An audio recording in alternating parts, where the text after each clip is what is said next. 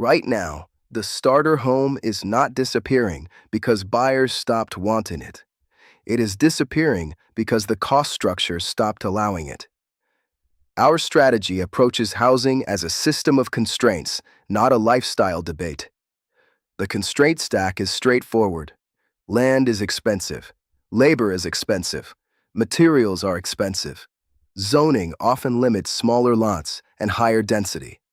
When those pressures bind at the same time, the classic entry-level detached home becomes difficult to deliver at a price that clears both the builder's margin and the buyer's payment capacity. Here is the mechanism. When land is the dominant constraint, shaving a few hundred square feet does not automatically restore affordability. If the lot cost stays the same, the developer still has to protect margin. So instead of cutting price materially, the system adapts through structure. Homes get slightly smaller. Spacing gets tighter. Product mix shifts toward townhomes and condos. And increasingly, we see attached accessory units designed to offset monthly payments. This is an important distinction. Lower headline price and lower monthly payments are not the same thing. When an attached unit is marketed as a way to subsidize your mortgage, the affordability solution is being pushed to the household level. The buyer takes on rental income risk to make the math work. That is not inherently good or bad. It is simply a transfer of risk from the developer and lender to the homeowner. We also observe the rise of build-to-rent communities. That is another structural adaptation.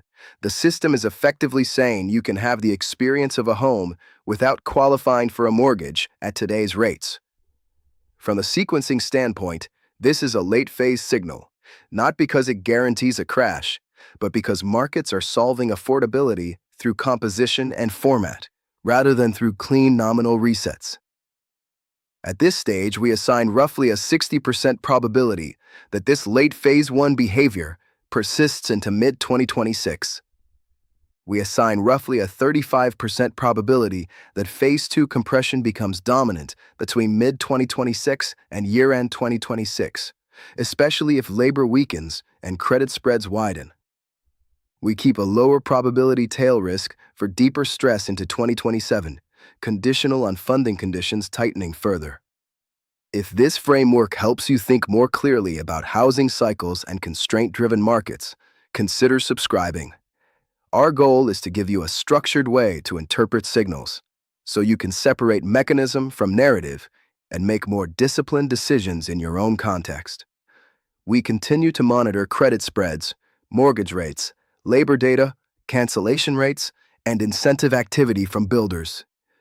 If spreads widen alongside rising unemployment, that confirms phase pressure. If long-term yields fall in an orderly way and real wages stabilize, that reduces rollover risk and supports the adaptation thesis. Quick note, this discussion is for educational purposes only and is not financial or investment advice. The starter home is not gone. It is being redesigned into smaller footprints, denser formats, and payment-engineered structures, because that is what the current constraint stack allows. Our task is not to predict with certainty, but to observe, assign probabilities, and adjust as the signals evolve.